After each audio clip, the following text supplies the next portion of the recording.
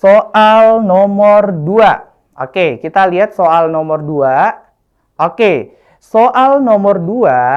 Oke, jadi teksnya ini masih berkaitan dengan teks di soal nomor pertama ya. Jadi otomatis kita akan perhatikan teksnya di slide pertama. Nah, di sini kalau kita cek, yang diminta di soal ini adalah mengenai kesalahan penggunaan kata. Sebelumnya kita kerjakan soal kesalahan penulisan kata.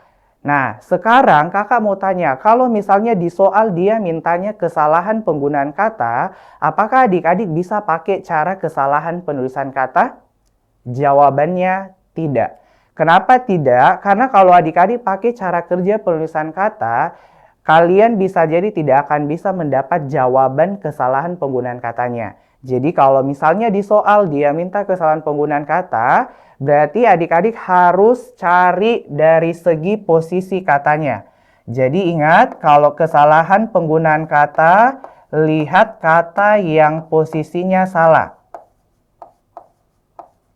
Oke, ciri-ciri posisi katanya itu salah kayak gimana, Kak? Jadi biasanya itu deh dilihat dari segi imbuhannya. Kata yang pakai imbuhan itu salah.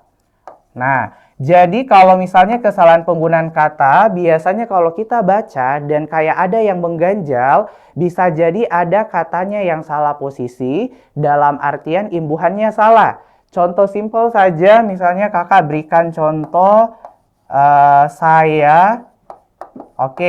saya dicuci baju. Nah, kalau kita baca saya dicuci baju itu kan mengganjal ya. Berarti otomatis ada kata yang salah posisi.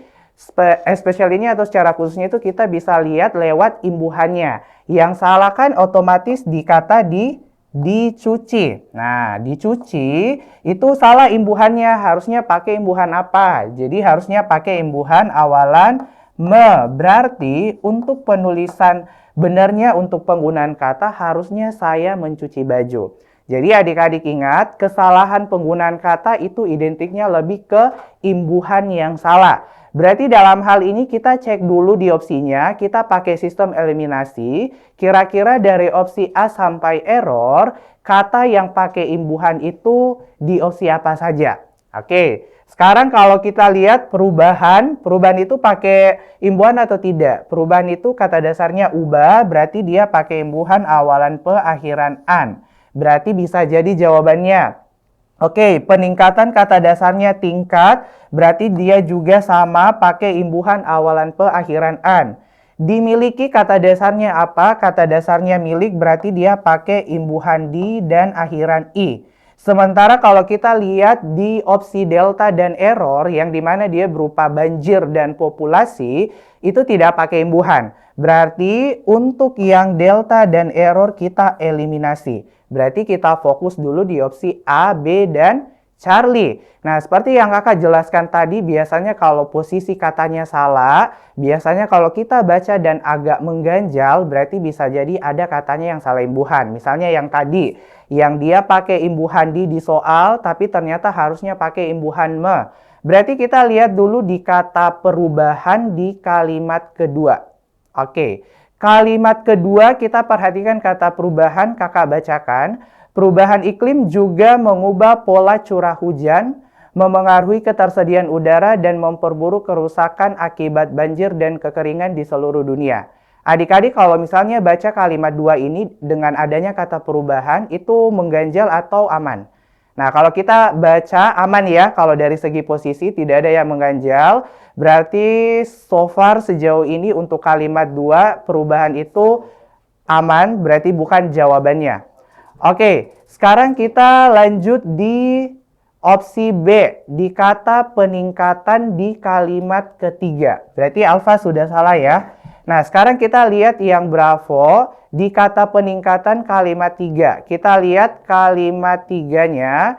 Di situ kalau kita lihat Badan Meteorologi Dunia WMO menyatakan peningkatan banjir dapat menghancurkan. Peningkatan juga sudah benar posisinya karena kalau kita baca itu aman saja. Berarti kita lihat dulu di opsi yang Charlie, kata dimiliki di kalimat keempat. Oke, kita lihat kata dimiliki di kalimat keempat. Nah, ini kakak bacakan. Akibat juru bicara MO Claire nulis mengatakan miliaran orang dimiliki akses yang terbatas. Miliaran orang dimiliki akses yang terbatas. Itu kan kalau kita baca kayak mengganjal. Jadi otomatis berarti bisa saja kata dimiliki itu salah imbuhan. Nah, jadi kira-kira dia pakai imbuhan apa? Harusnya pakai imbuhan awalan me, akhiran i.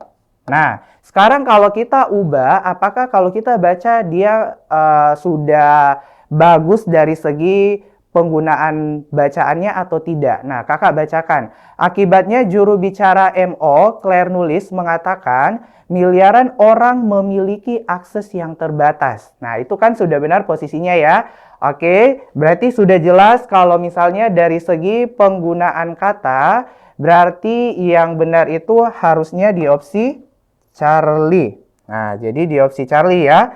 Karena dimiliki itu harusnya pakai memiliki. Nah, jadi adik-adik ingat ada perbedaan. Kalau kesalahan penggunaan kata, berarti kita lihatnya dari segi posisi kata yang salah. Biasanya yang berpotensi itu kata yang pakai imbuhan.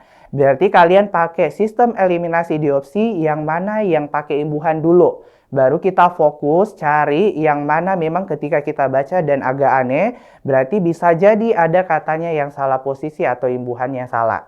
Nah, jadi ada perbedaan ya, penulisan kata sama penggunaan kata. Oke? Kakak rasa aman ya untuk soal nomor 2.